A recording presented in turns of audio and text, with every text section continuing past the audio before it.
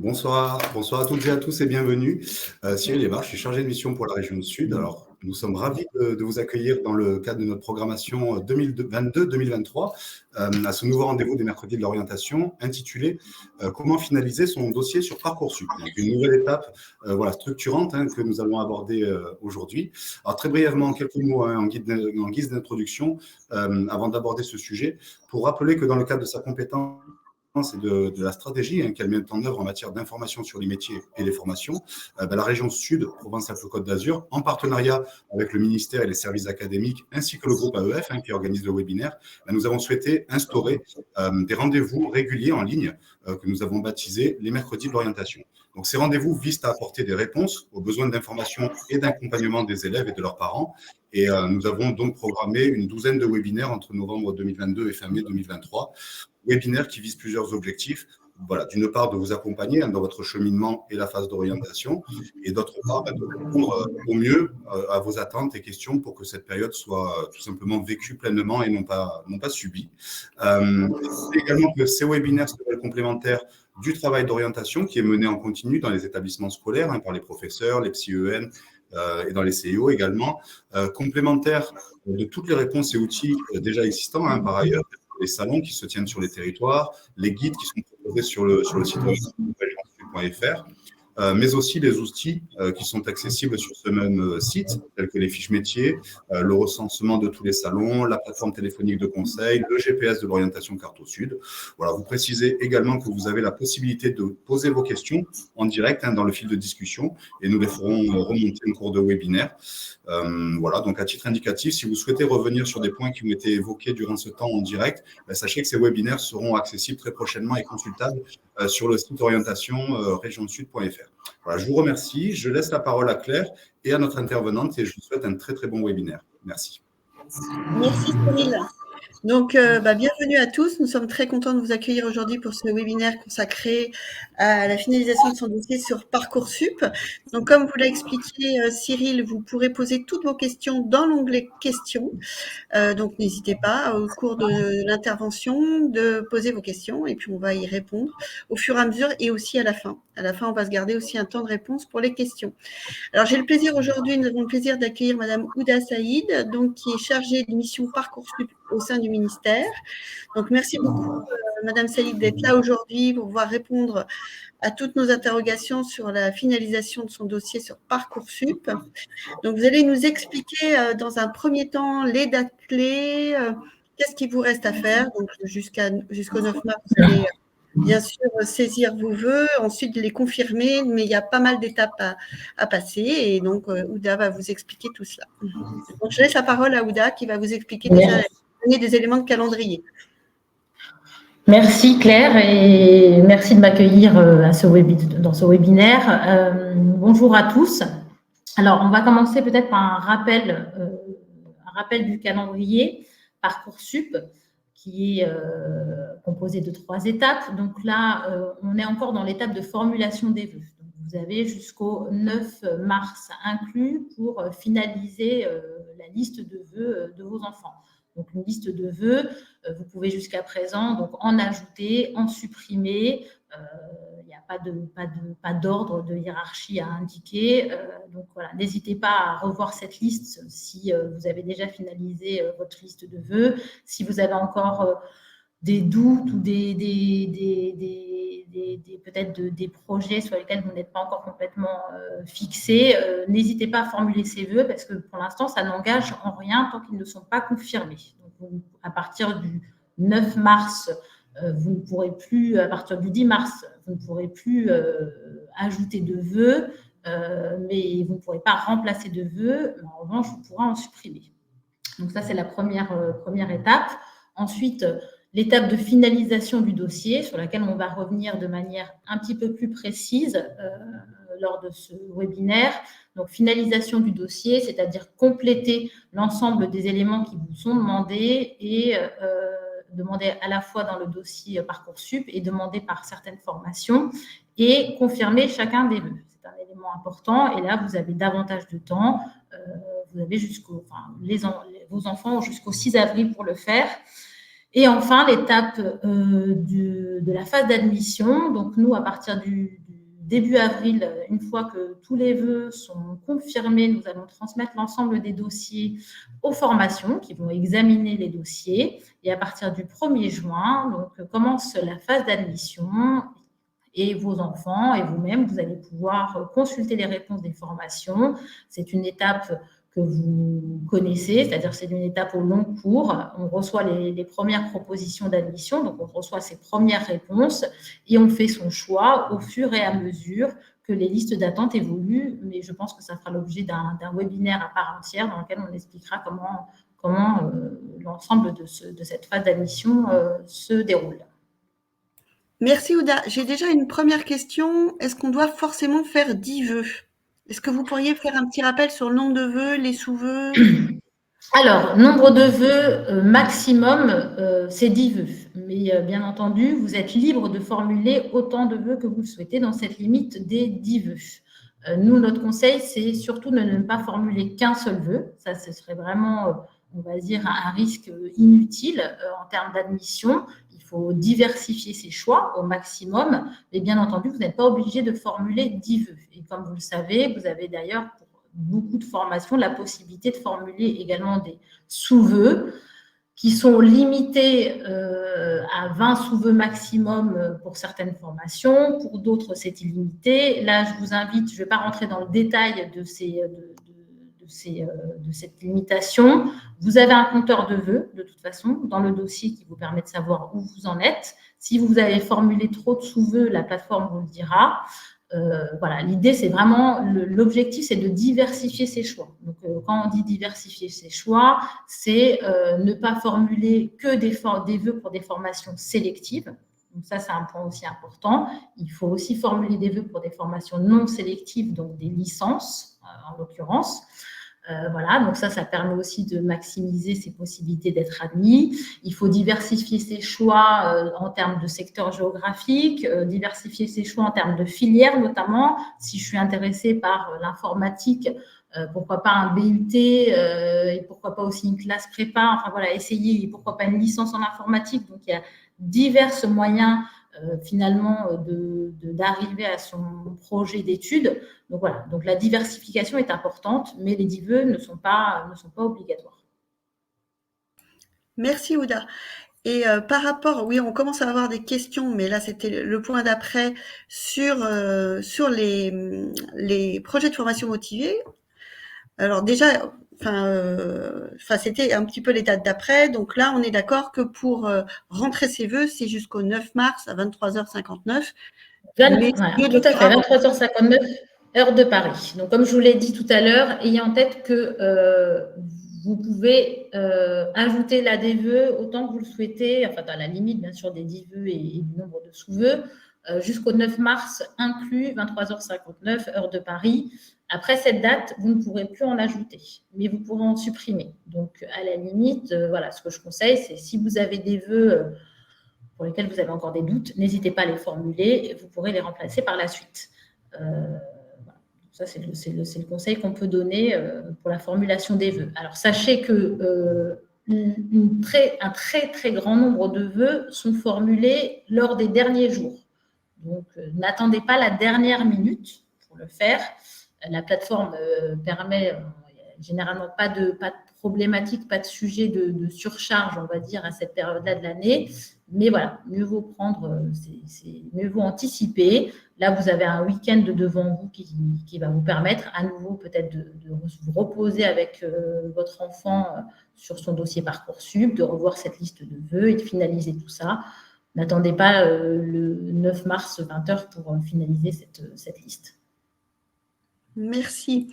Donc, pour après finaliser son vœu jusqu'au 6 avril, quelles sont les étapes incontournables? Qu'est-ce qu'il faut que les familles fassent et les enfants? Alors, on a davantage de temps. Donc, on a quand même jusqu'au 6 avril. Donc, ça encore plus d'un mois pour faire tout ça. Mais ce sont des éléments importants pour que le vœu soit pris en compte. Donc, il y a certains éléments à compléter. Pour chaque vœu, un projet de formation motivé. Donc, un projet de formation motivé, c'est ce qu'on appelle une lettre de motivation, pour être simple. La rubrique préférences et autres projets, donc qui est également une rubrique obligatoire, mais qui est propre au dossier Parcoursup. Certaines pièces complémentaires qui peuvent être demandées par des formations, type formation d'art, voilà. Certaines vont demander des choses un peu plus complémentaires. Une rubrique activité centre d'intérêt qui est facultative et qui est propre au dossier de l'élève, dans laquelle je reviendrai dessus tout à l'heure. Il va pouvoir en dire un peu plus sur lui, son profil. Et après avoir renseigné l'ensemble de ces éléments, il faut confirmer chacun de ses vœux. Dans le dossier, de toute façon, est bien indiqué pour chacun des vœux où en est le dossier. Est-ce que ce dossier est complet? Est-ce que ce dossier est confirmé? Donc voilà, faire attention quand même, rester vigilant et bien lire les indications qui vous sont données. Quand le vœu est confirmé, vous avez une coche et il est bien indiqué vœu confirmé. Donc à partir du moment où l'indication est donnée, cela veut dire que après le 6 avril, on transmettra bien le dossier à la formation. Un vœu qui n'est pas confirmé ne sera pas examiné par la formation. Donc, c'est quand même un élément important. On ne confirme pas un dossier, on confirme chaque vœu. Donc, au final, dans la liste, si certains de vos vœux ne vous intéressent plus, vous ne les confirmez pas, ils ne seront pas transmis à la formation. Donc, on ne transmet aux formations que les vœux confirmés. Et pour confirmer un vœu, il faut avoir complété son dossier, bien évidemment. On a des questions. Il y a une personne qui nous demande, mais je crois que vous avez répondu. Entre le 9 mars et le 6 avril, peut-on modifier les sous-vœux sur les vœux existants? Alors, les sous-vœux. On peut modifier ces sous-vœux, mais uniquement dans une certaine catégorie. Je vais essayer d'être simple et vous me reprenez Claire si pour vous ça vous semble un peu compliqué. Mais pour certaines formations, je vous donne des exemples très parlants, école de commerce, école d'ingénieur, voilà, toutes ces formations en fait qui s'organisent via des concours où finalement vous allez sélectionner un certain nombre d'établissements et l'examen du dossier est commun, c'est-à-dire qu'il y a un examen commun et ensuite vous recevez une réponse bien entendu pour chaque sous-vœu, donc chaque école que vous avez demandé, mais l'examen finalement c'est un seul examen du dossier et en fonction de votre position dans le classement de la formation, vous obtenez telle ou telle école. Pour ces formations-là, en effet, vous allez pouvoir changer la liste de vos sous-vœux jusqu'au 6 avril, mais uniquement pour ces formations. Il y a d'autres types de formations, type BTS, classe prépa, où on peut faire des sous-vœux, mais chaque établissement examine le dossier. C'est-à-dire, si je prends 2 classes prépa, les 2 classes prépa vont chacune de leur côté examiner mon dossier. Il n'y a pas d'examen commun. Et dans ce cas-là, on ne peut pas modifier sa liste de sous-vœux. Il n'y a pas d'examen commun. Voilà. Donc, je ne sais pas si l'information est claire. Mais voilà, c'est uniquement quand, en effet, il y a un examen commun du dossier. Et là, c'est typiquement le cas des concours. C'est en particulier le cas des concours, finalement, plus que d'autres formations où il y a en effet un examen commun. Donc, le choix, finalement, des écoles n'a pas peut avoir bien sûr une importance, mais peut se changer jusqu'au 6 avril. D'accord. Donc, hors les concours communs, il n'y a pas de possibilité de changer les sous-vœux, mais dans ces cas particuliers, Exactement. On peut encore… Exactement. Mais je vous conseille quand même de faire tous vos vœux, votre liste de vœux avant le 9 mars. Ça sécurise tout le monde et ça évite du stress inutile. D'accord. Et pour le projet de formation motivée, on a des questions par rapport au nombre de caractères. Il y a des personnes qui nous demandent est-ce que c'est bien 1500 caractères? Est-ce qu'il faut mettre des formules de politesse? Comment on articule un petit peu le texte? Alors, le projet de formation motivée, c'est un document de rencontre entre un candidat qui finalement a des compétences et une formation qui a des attentes. Donc déjà, c'est une lettre de motivation où le candidat doit se présenter. C'est les enseignants des formations qui vont lire ces lettres de motivation. Donc, à travers cette lettre, ils doivent savoir qui est le candidat et en quoi, finalement, il a le profil pour postuler. C'est un document court, 1500 caractères, en effet. Pour certaines formations, ça peut être plus long. Certaines classes prépa, c'est des cas assez rares, demandent des lettres de motivation un peu plus longues. Les IFSI aussi, donc les instituts en soins infirmiers, qui demandent des lettres de motivation qui vont jusqu'à 4500 caractères, car elles sont très, très attentives à ces lettres de motivation. Voilà, donc ça peut être un peu plus long, mais dans la très grande majorité des cas, on reste à 1500 caractères. Donc, un exercice, il faut être synthétique, concis et aller à l'essentiel de l'information. Pour ça, pour la rédaction de cette lettre de motivation, on vous invite à vous appuyer sur les fiches de formation sur Parcoursup. Donc, chacune des formations présente dans la rubrique les attendus de la formation, les compétences qu'elle attend de la part de l'élève. Donc, il nous semble utile de vous appuyer sur ces compétences, les compétences qu'indique la formation, pour mettre finalement en avant quelles sont vos qualités et montrer que vous détenez ces compétences pour entrer dans la formation. Donc, tout ça est indiqué directement dans les fiches de formation. Autre conseil qu'on donne aussi, c'est de consulter les conseils que formulent les formations. Toujours sur les fiches de formation, on a une rubrique, alors plus précisément dans la rubrique « Comprendre les critères d'examen des candidatures », vous avez certaines formations qui formulent des conseils sur la rédaction du projet de formation motivée et ce qu'elles en attendent. Donc, je vous invite aussi à les consulter. Consultez également les critères d'examen des candidatures. C'est aussi un élément qui peut vous aider à rédiger la lettre de motivation. Si la formation indique clairement que les matières scientifiques sont des éléments clés pour postuler et pour être admis dans la formation, bien évidemment, il faudra mettre ça en avant dans votre lettre de motivation. Donc, exercice synthétique. Les formules de polytest, bien entendu, mais il faut qu'elles restent très concises.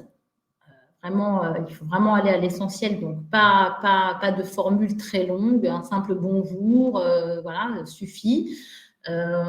Inutile d'indiquer son nom, prénom, les dossiers Parcoursup sont anonymisés, donc il n'y a pas d'intérêt à indiquer son nom, prénom dans sa lettre de motivation.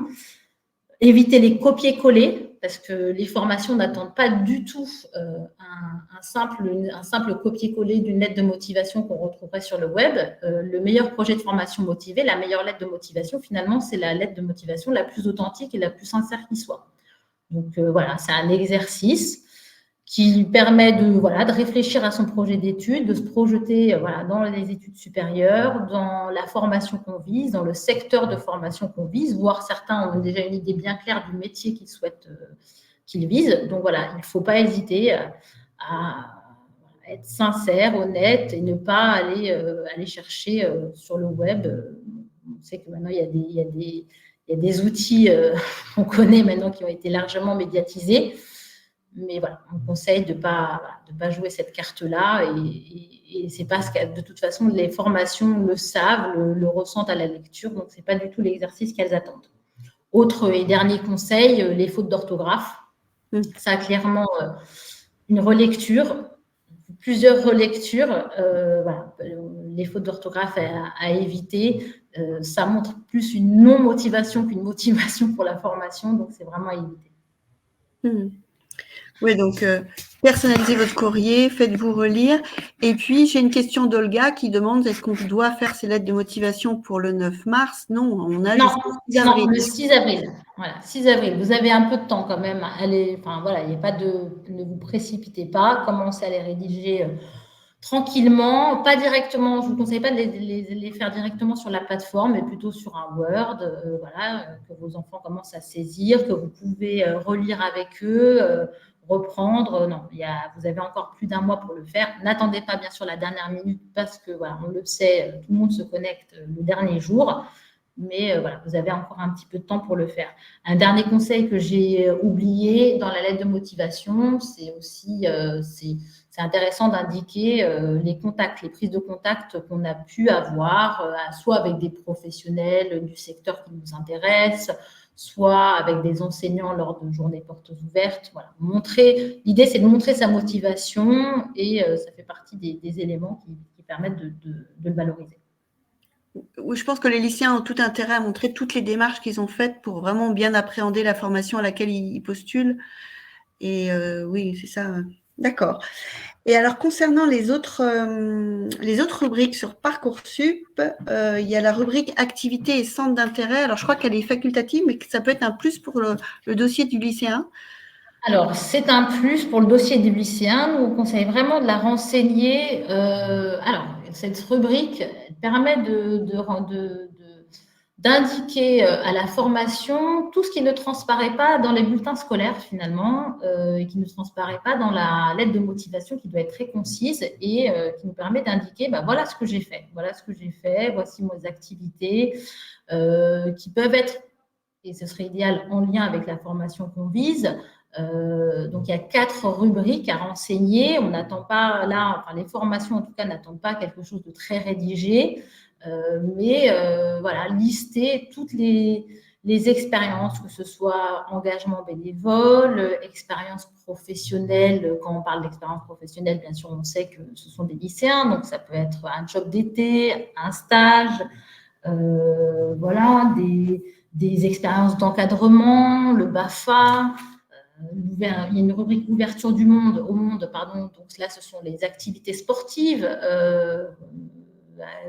quelle qu'elle soit d'ailleurs, l'apprentissage d'une langue en dehors du lycée, un séjour à l'étranger, voilà, tout est valorisable finalement et ce sont des éléments complémentaires. Alors certaines formations en effet sont attentives à cette rubrique, elles l'indiquent d'ailleurs dans les critères qu'elles ont publiés sur leur fiche.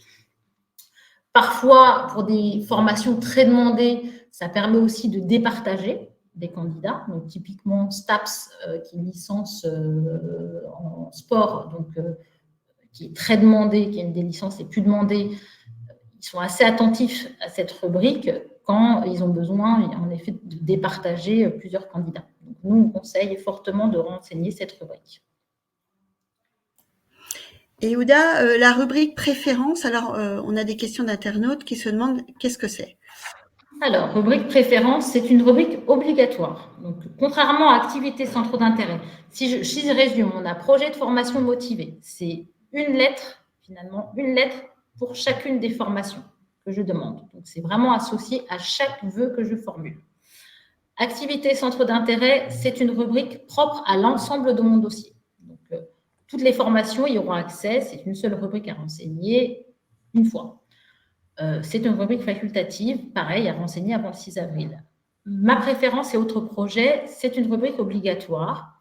Ce sont des informations là qui ne vont pas être transmises aux formations, mais plutôt une information utile pour les commissions d'accès à l'enseignement supérieur des académies. Donc, en résumé, on demande à l'élève de nous indiquer quelle est la formation ou le domaine de formation qui l'intéresse le plus pour que s'il ne reçoit pas de proposition d'admission, s'il n'est pas admis dans les formations qu'il a demandées, la commission d'accès à l'enseignement supérieur en académie, donc les services académiques, vont pouvoir étudier son dossier et lui faire une proposition d'admission en lien avec ses préférences, dans la mesure du possible, bien entendu, en fonction des places disponibles. Mais cet élément est confidentiel, n'est pas transmis à la formation. C'est une information que Parcoursup conserve au cas où l'élève sollicite l'académie pour trouver une formation parce qu'il n'aurait pas reçu de réponse positive de la part des formations. Dans cette rubrique, on demande aussi à l'élève de nous préciser si il a fait s'il a des projets en dehors de la plateforme. Beaucoup d'élèves ont des projets chaque année, aller à l'étranger, faire une formation hors Parcoursup, un service civique ou autre. Donc, on demande aussi, nous, aux candidats, de mentionner par oui ou non, on ne demande pas plus de précision, si le candidat a d'autres projets en dehors de Parcoursup. Et parfois, certains établissements demandent d'autres pièces, des attestations de pratique, de niveau, et qui peuvent parfois demander un délai à produire. Donc, oui, j'imagine. Certaines formations, oui. Alors, demandent des pièces complémentaires. C'est le cas notamment des licences de droit, par exemple.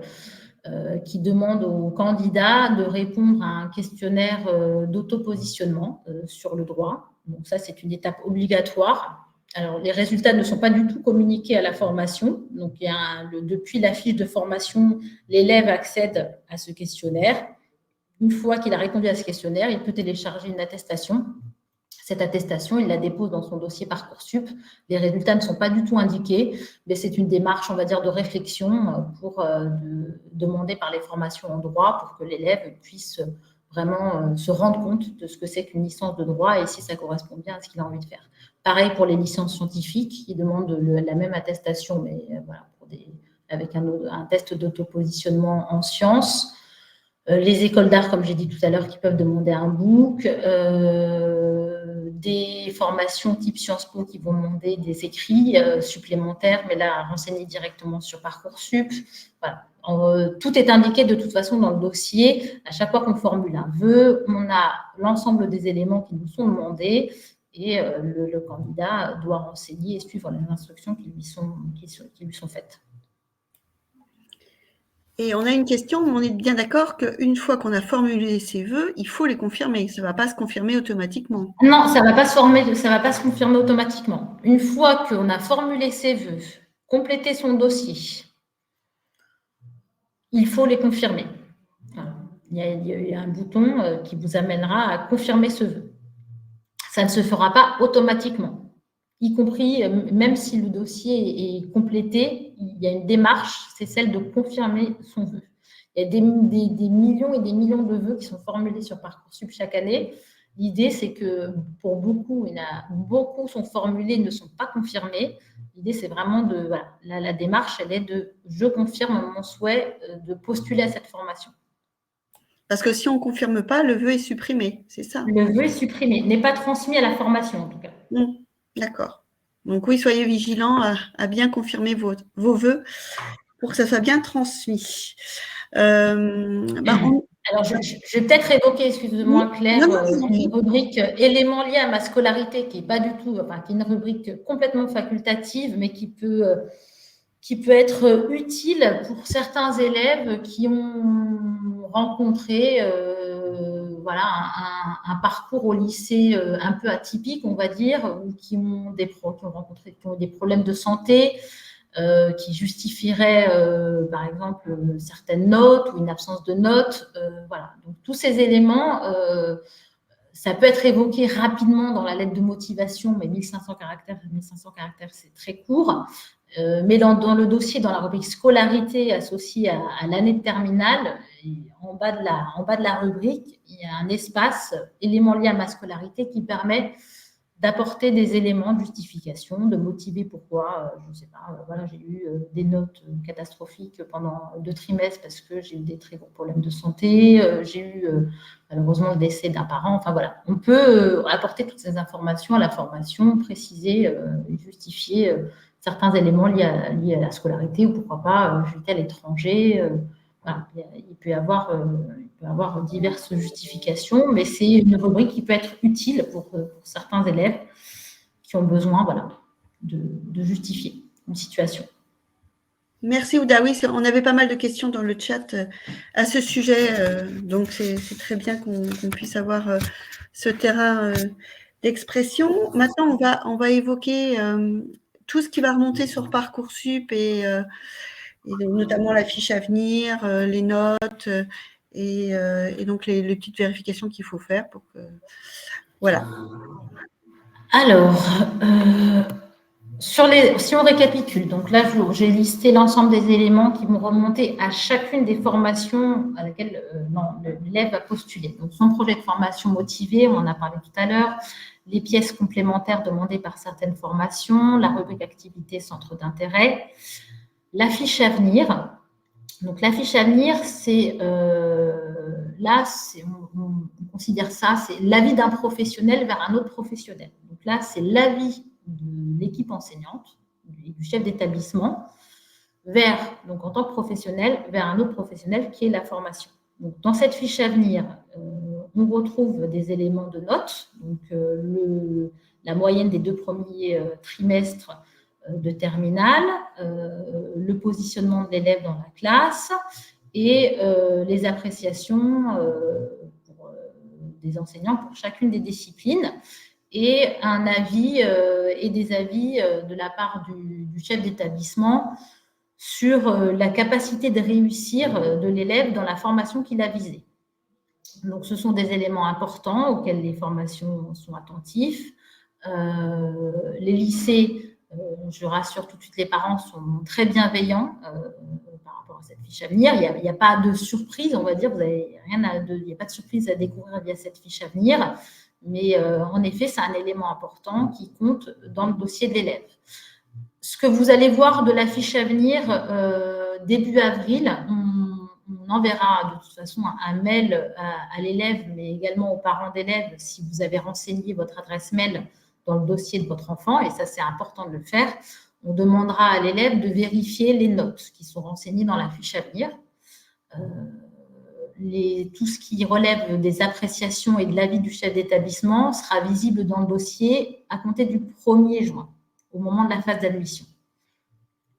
Ça, c'est pour la fiche à venir. Ensuite, on a des informations dans le dossier. Il peut y avoir des informations spécifiques sur le parcours de l'élève, si il a suivi des sections européennes, internationales ou du bac, s'il a participé à un dispositif type cordée de la réussite. Voilà, donc ça, c'est tous les éléments liés à sa scolarité, finalement, qui remontent automatiquement dans le dossier Parcoursup et qui sont transmis à la formation.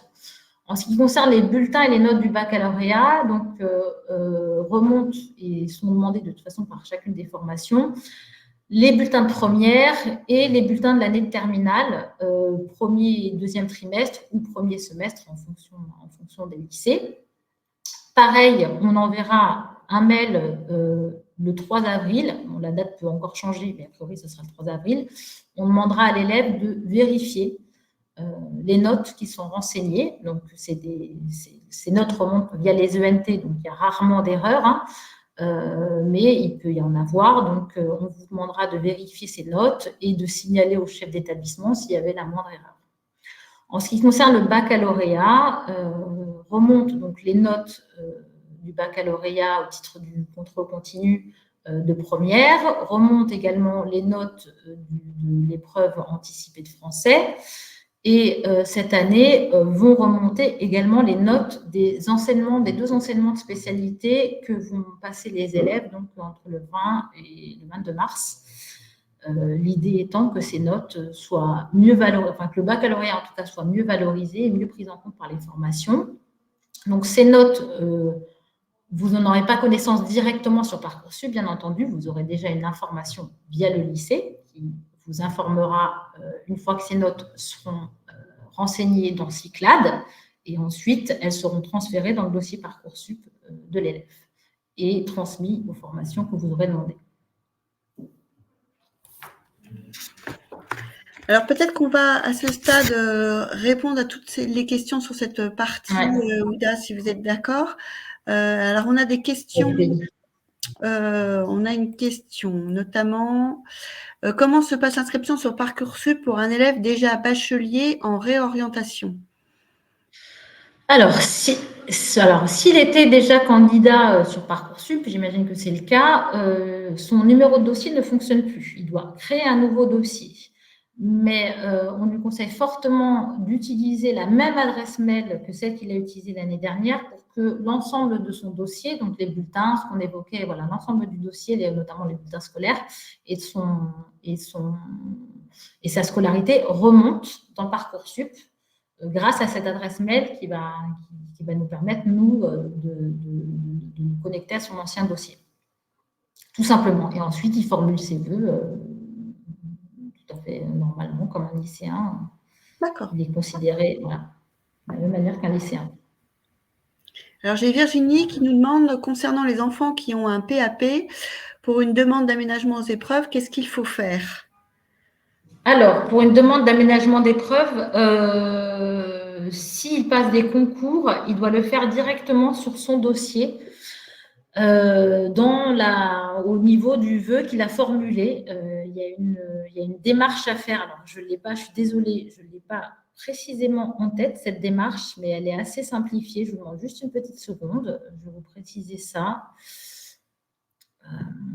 Alors, déjà, je vous conseille d'aller sur le site Parcoursup. Il y a une page qui s'adresse aux élèves, soit en situation de handicap ou soit ayant on va dire un trouble de santé invalidant, et dans lequel on précise comment demander un aménagement d'épreuve. Et vous aurez toute l'information à ce niveau-là. J'essaie de voir. En fait, sur son dossier, au niveau du vœu, on va lui indiquer une adresse mail précise que la formation aura indiquée, à laquelle il pourra envoyer sa demande d'aménagement d'épreuve. Il faudra transmettre l'avis du médecin désigné par la CDAPH, ainsi que le bordereau d'envoi téléchargeable depuis le dossier. Donc voilà, vous êtes accompagné de toute façon et je vous conseille fortement d'aller sur le site, page d'accueil. Il y a plusieurs vignettes, vous descendez, il y a une page spécifique et on vous précise comment demander cet aménagement d'épreuve depuis le dossier Parcoursup et de manière précise depuis le vœu que vous avez formulé correspondant à la formation que vous visez et qui organise le concours. Sabine nous demande si on peut mettre une lettre de recommandation sur Parcoursup. Non, mais on ne peut ajouter aucune pièce sur Parcoursup en dehors de ce qui est demandé précisément par la formation. D'accord. J'ai Marie qui nous demande comment pouvez-vous nous parler de l'année de césure, comment la motiver? Alors, l'année de césure, la motiver, là, je vous invite à consulter le site étudiant.gouv.fr. Ce n'est pas Parcoursup qui gère les années de césure. Nous, ce qu'on fait, c'est on demande aux candidats s'ils souhaitent faire une année de césure, mais c'est une information qu'on garde pour nous et qui n'est pas transmise à la formation. Ensuite, au moment où il reçoit ses réponses de la part des formations, quand il fait son choix définitif de la formation qu'il souhaite rejoindre, à ce moment-là, il doit s'adresser directement à la formation qu'il a choisie pour voir directement avec cette formation comment faire cette demande de césure, comment la motiver, les pièces à apporter. Je crois qu'il y a une lettre de motivation également à faire pour que la formation accepte cette demande de césure. Mais ça ne se gère pas du tout à notre niveau. Après, ce qu'il faut savoir, l'intérêt important de cette césure, parce que beaucoup partent à l'étranger sans passer par la césure obligatoirement, mais l'intérêt de la césure, c'est quand même que vous conservez votre place. Et l'élève, en tout cas, le futur étudiant, conserve sa place dans la formation et conserve son statut d'étudiant, ce qui n'est pas négligeable, y compris en termes de sécurité sociale, par exemple. Donc, c'est important de le faire. Maintenant, ça se fait directement avec la formation. C'est la formation, de toute façon, qui accordera cette césure. Elle ne sait pas que vous avez une césure, vous envisagez une césure au moment de l'examen du dossier. Mais il faut, en effet, on a dans la fac Parcoursup, je vous invite à regarder la fac, il y a une rubrique césure. On vous explique toutes les démarches à faire. Mais ensuite, c'est vraiment entre la main de la formation que vous avez choisie et auprès de qui vous devez motiver. Et c'est elle qui donnera son feu vert pour la césure ou pas, l'acceptation de la césure ou pas. J'ai Claire qui nous demande à qui s'adresser quand on a un problème technique pour déposer un dossier sur Parcoursup. Est-ce qu'elle appelle le numéro vert ou comment elle peut procéder? Alors, bien sûr, il y a un numéro vert. Le mieux, c'est quand même de faire un mail. Vous avez une messagerie directement accessible depuis votre dossier. Derrière, ce sont les académies qui répondent et elles sont vraiment très réactives. Et donc, quand il y a un problème technique, c'est préférable de passer par cette messagerie. Ils ont accès à votre dossier et peuvent intervenir directement dans votre dossier. Il y a bien sûr également le numéro vert qui peut vous aider et vous orienter si besoin. Alors, à savoir que le numéro vert est exceptionnellement ouvert ce samedi, dernier week-end, pour formuler ses vœux. Et il sera aussi exceptionnellement ouvert au moment aux alentours du 6 avril. Je n'ai pas encore les dates en tête, mais voilà, ils sont très mobilisés. Après, s'il y a vraiment une difficulté. On est aussi présent sur les réseaux sociaux et on répond très rapidement aux demandes, aux signalements sur les réseaux sociaux. On répond à tout le monde. Donc voilà, il y a différents canaux, mail depuis le dossier, numéro vert, réseaux sociaux. Voilà. Généralement, les choses, il ne faut juste pas stresser ou paniquer. Il y a toujours des solutions. On nous demande si on peut confirmer les vœux avant le 6 avril. Ah oui, tout à fait. Dans le temps que le dossier, dès que le dossier est complété, vous pouvez tout à fait confirmer les vœux avant. Alors, je dis ça, non. Il faut quand même vérifier avant les bulletins. Donc, non, il faudra quand même attendre que les bulletins remontent pour pouvoir les confirmer. Tant que les bulletins ne sont pas remontés, vous ne pouvez pas les confirmer, en effet. D'accord, donc il faut attendre. Il faut attendre les bulletins. La fiche à venir, vous allez la vérifier, mais elle n'est pas dépendante de votre dossier dans la mesure où vous n'avez pas à la compléter. C'est un élément extérieur, on va dire, du lycée vers la formation. En revanche, les notes font partie de votre dossier. Vous ne les renseignez pas parce qu'on les remonte automatiquement et tant mieux, parce que sinon ce serait compliqué. Mais il faut vérifier, en effet, il faut y ait ce temps de vérification, de remonter. Donc, on attend que les derniers conseils de classe du deuxième trimestre se déroulent. La remontée, on vous demande de les vérifier et à ce moment-là, dès qu'ils sont en ligne, publiés, si tout est OK pour vous, vous confirmez vos vœux. Et est-ce qu'on peut changer son projet de formation motivé après le 6 avril? Non. Une fois que le projet de formation, une fois que la date du 6 avril est passée, dans les jours qui suivent, les formations auront accès à votre dossier. D'accord. Je crois qu'on a à peu près. Et il y a une dame qui demande comment ça se passe si mon fils passe son bac en septembre pour raison de santé. Alors, il conserve sa place. En fait, il formule ses vœux. Il formule ses vœux là. Il n'y a aucun changement. En résumé, finalement, il n'y a aucun changement. Il accepte sa proposition d'admission, il accepte la formation qu'il souhaite, en fonction des réponses qu'il va recevoir. Et son choix sera conservé, en effet, parce que accéder à l'enseignement supérieur, la condition sine qua non, en tout cas pour accéder à l'enseignement supérieur, c'est d'obtenir le bac. Donc, sa place sera conservée jusqu'à ce qu'il passe le bac et qu'on reçoive les résultats. Et on a pas mal de questions par rapport aux frais de concours, parce que sur Parcoursup, il y a des banques d'épreuves avec des frais de concours. Les internautes demandent s'il faut qu'ils règlent maintenant ou à la confirmation des vœux ou à un autre moment. À la confirmation des vœux. D'accord.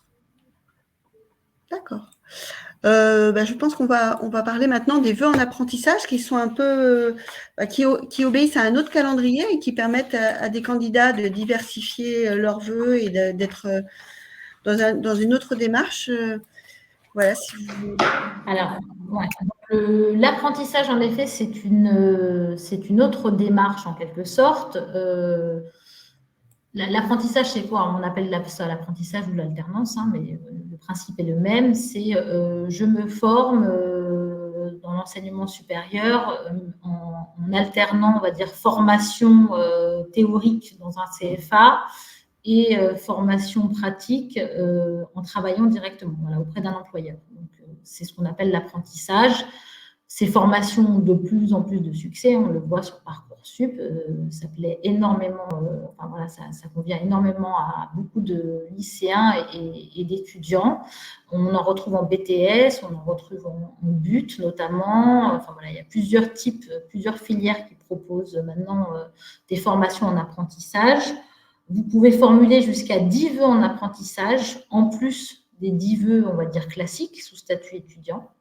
Et contrairement aux vœux évoqués tout à l'heure, il n'y a pas dans la très grande majorité des cas, il n'y a pas de date limite du 9 mars. Donc, vous pouvez formuler des vœux jusqu'à mi-septembre pour des formations en apprentissage. Pourquoi?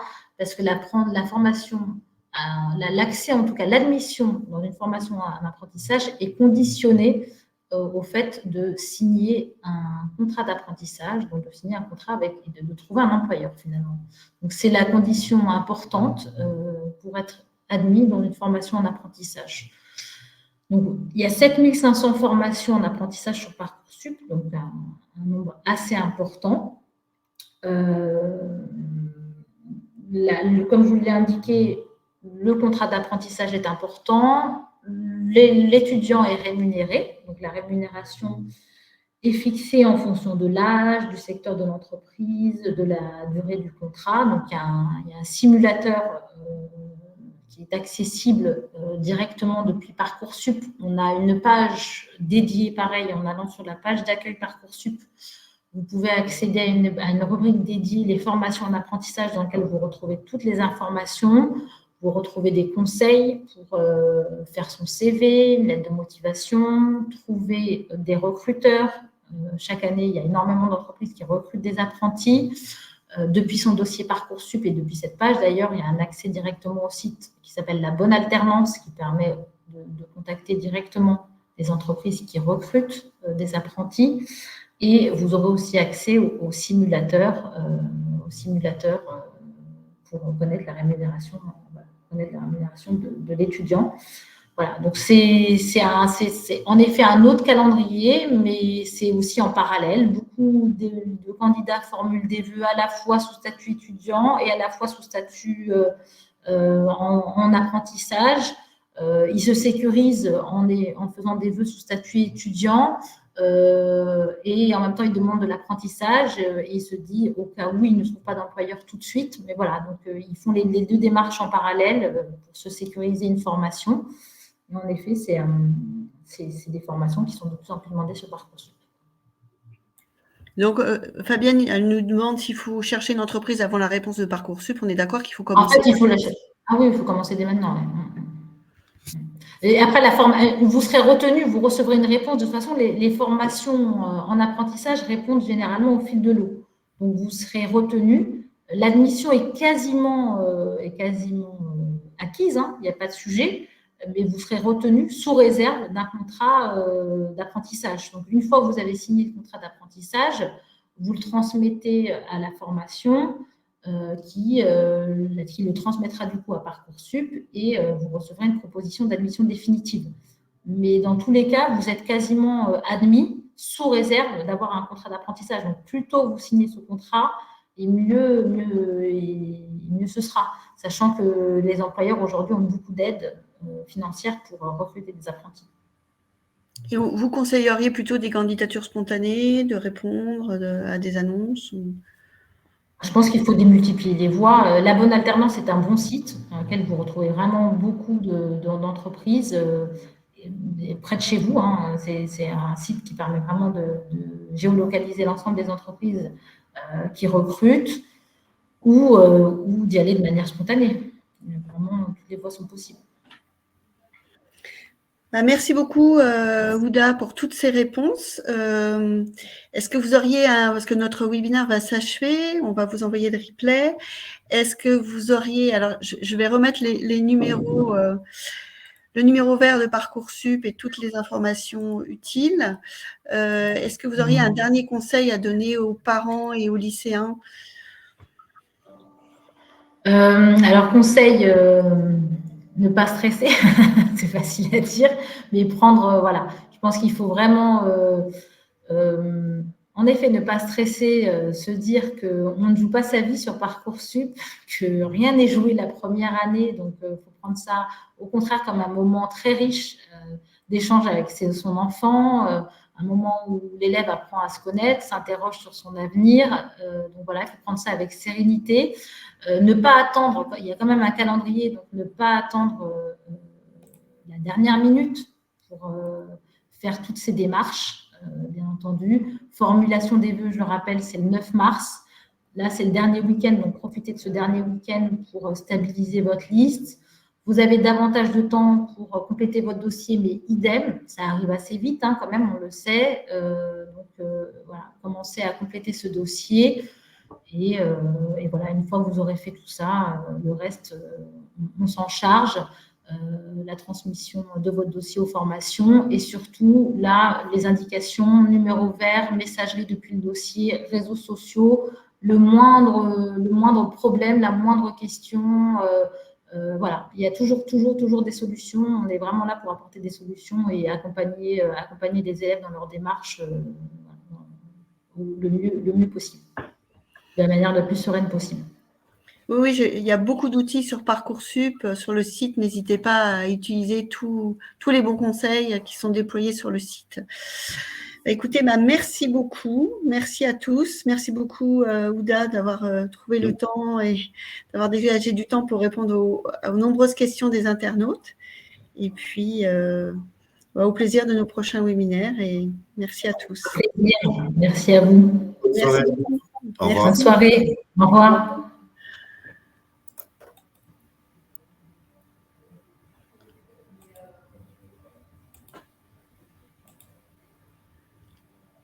Au revoir et merci. Au revoir.